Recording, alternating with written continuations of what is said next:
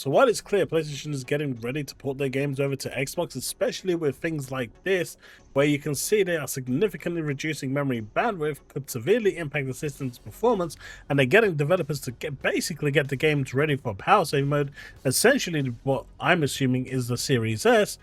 Xbox is getting ready for their next generation console. Xbox Project Magnus. Apparently the new specs have been revealed. Now take these with a grain of salt, but Kepler, who has been pretty consistent with his reveals, his leaks, has actually released this information.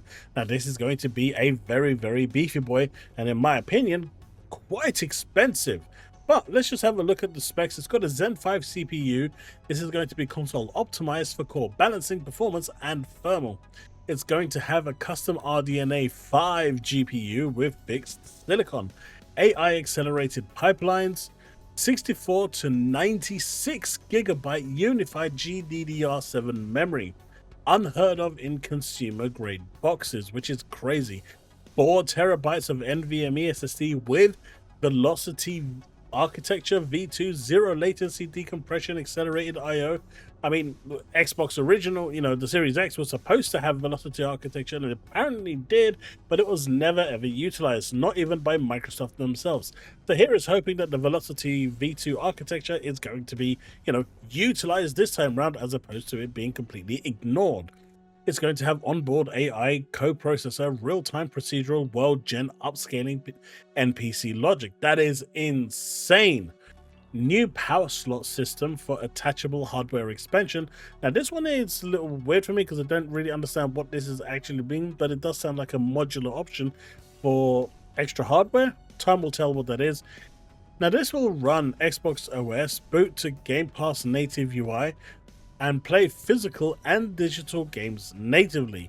So for those of you that are buying physical games or have physical games for the Xbox platform, rest assured that based on this at the very least, your physicals will work. AI assisted quick resume plus predictive resume based on the player behavior. Now obviously, as this is going to become a hybrid of sorts of a console PC, it's going to be a little different, so they are going to have to work on the quick resume, and they are calling this AI assisted quick resume plus as opposed to just quick resume.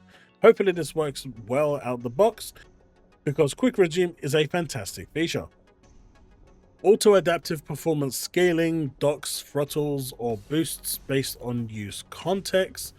Unified Xbox and Windows app support, runs select PC apps natively. So that's kind of cool, which also means it's going to open up a whole new kind of avenue of emulation on your machines as well. So I know people are frowning on emulation, but this just opens that door openly. Developer native dev mode enabled by default. Previously you kind of needed to activate it for about $20. This will now be just open source for anyone that has that console. They're making bold claims here of true 4K 120 and 8K 60 output. Now I'm guessing that is up to, but these are really powerful specs up above, so it wouldn't surprise me if that was possible. But again, depending on how far they're going to push the graphics with ray tracing and path tracing and whatever comes next, that may impact what you're seeing there. Modular cooling and power profiles, auto adjusts thermals, fan curves, which is cool. Pretty much what your PCs do nowadays. Always on background updates, so you don't have to worry about, you know, firmware updates or anything like that. Custom Game Pass firmware layer, streamlined boot UI, so we're basically getting that new UI that they were talking about with the Asus ROG Ally X, so that's kind of cool. Offline first place support.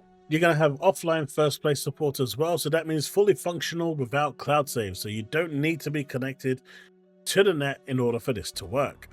Now, Project Magnus does have some similarities with the Xbox Series X. They are both Zen-based AMD CPU architectures. RDNA GPU is their core design, and obviously Xbox running on the Series X is running on RDNA 2.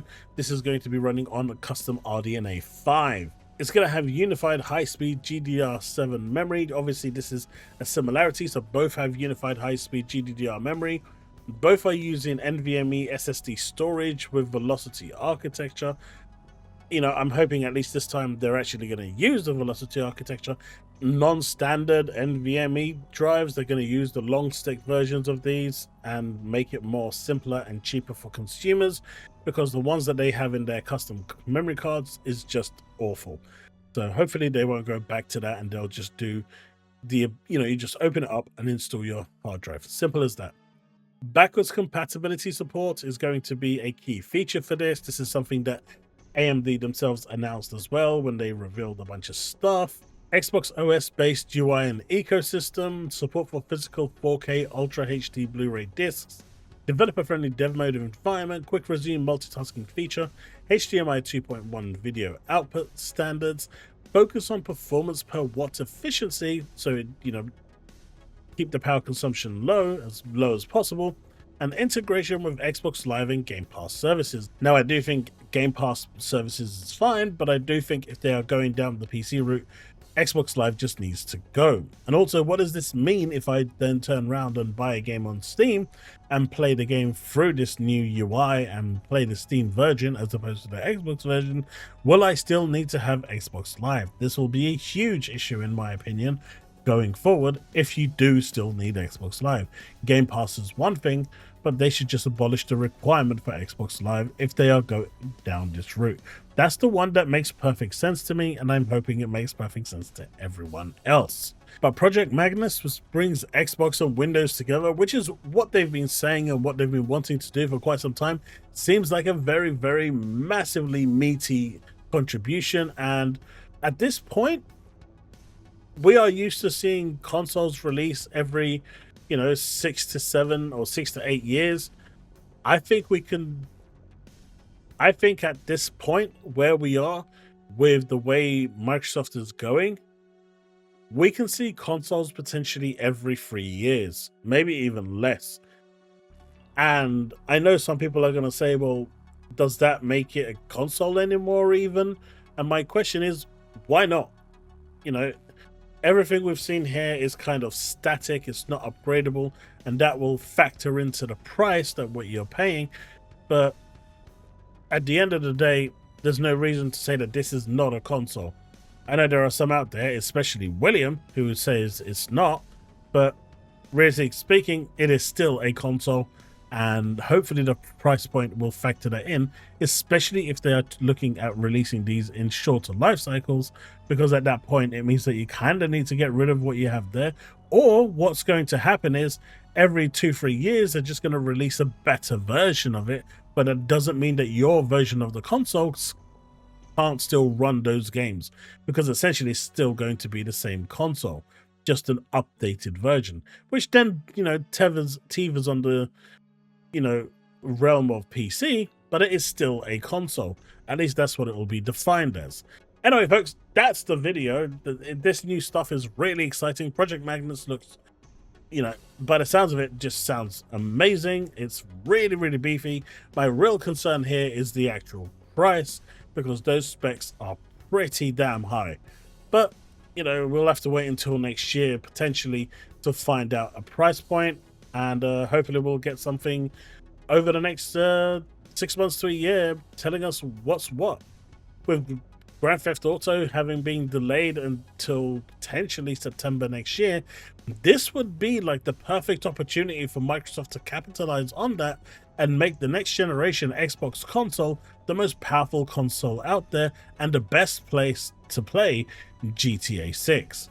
And that on its own will warrant and dictate a number of people who will want to play that game, playing it on the best possible way. After all, people went out and bought PlayStation 5 Pros just so they can actually play GTA 6 on the, you know, in the best way possible.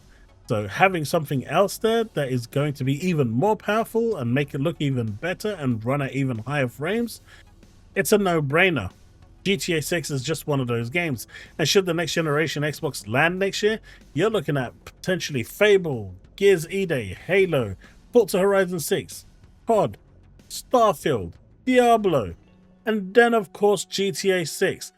The lineup is insane, and I'm super excited for where this is going, and I really hope it lands in the perfect way. But anyway, That's it. That's the video. Let me know what you think in the comment section below. Let's have that discussion, and I'll see you in the next one. As always, peace out and remain legend. And yes, for those of you that were in the stream, the bug is gone. I survived. I mean, I'm still here making this video, right? Peace out, folks. Remain legend.